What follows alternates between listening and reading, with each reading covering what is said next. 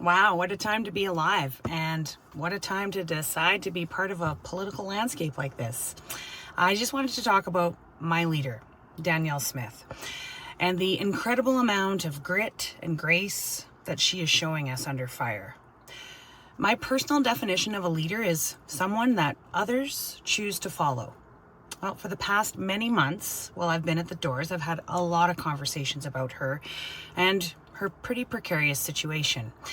She has a restless and powerful base and an electorate who watches her every move. She has an opposition determined to portray every decision in the worst possible light. And the media does an excellent job of only reporting the controversy without explaining the context. So too many fail to understand the scope of what she's actually trying to manage. A lot of people criticize her base for being concentrated in rural Alberta and for being the drivers of the independence movement. Well, I'm not sure that can be argued. But what can't be argued is why so many rural Albertans have hit the wall. They are the farmers dealing with restrictions, rising input costs and fuel bills that running tractors and combines and trucks, they use a lot of it. They're the dairy farmers that are forced to throw out milk while navigating a system that makes it harder to plan and even harder to stay viable. They face high and volatile costs for seed, fertilizer, machinery, fuel, and transportation. And they also operate within a web of federal rules that govern seed varieties and crop protection products and how they can be sold and used and whether protected seed can be saved or replanted or sold to another farmer. And these rules leave farmers carrying the consequences of decisions made far, far away from the land that they toll.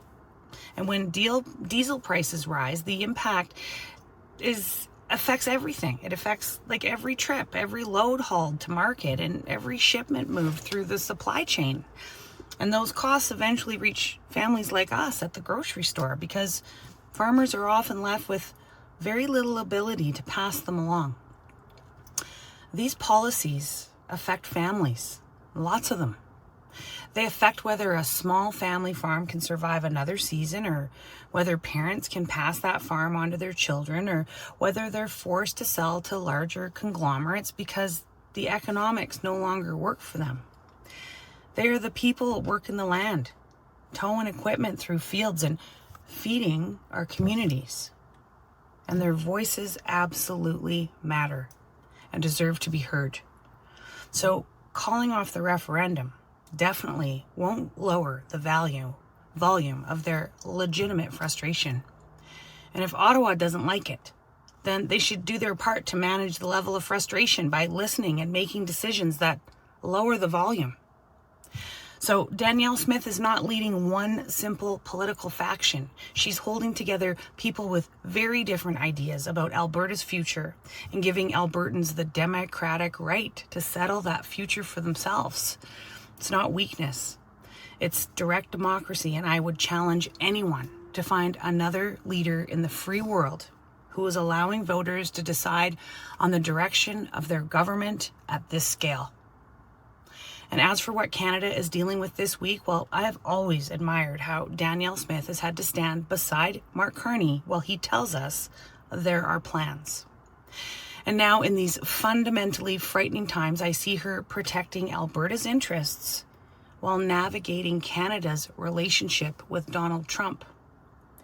The baseline of real leadership is in the ability to build, manage, and maintain relationships. This is diplomacy, and it's how wars end, not how they start. Danielle Smith is without any doubt leading. And anyone who thinks otherwise, it's clear that they're unable to unpack the big picture, not only for Alberta, but specifically for Canada. She literally is trying to save every Canadian's ass. Well, love him or hate him, she's not playing chicken with the most dangerous and powerful man on the planet. Pay attention to her, because in no way does this look like she's trying to sell off our province as an independent country, nor does it look as though she's trying to sell off our country as the 51st state. I will not pretend to fully understand geopolitics, They're well above my pay grade. But anyone who supports Carney walking away from the table with Trump and doesn't understand that he did so to develop a better relationship with Xi Jinping has allowed themselves to fall victim to the political division intentionally created by liberal-funded mainstream media. The devil you know. I support Danielle Smith loud and clear in her sentiment that Mark Carney has only one priority in this moment, and that is to get back to the table with Donald Trump. And maybe he should take Premier Smith with him, but he should definitely leave Doug Ford at home. The buck stops with Averbukh.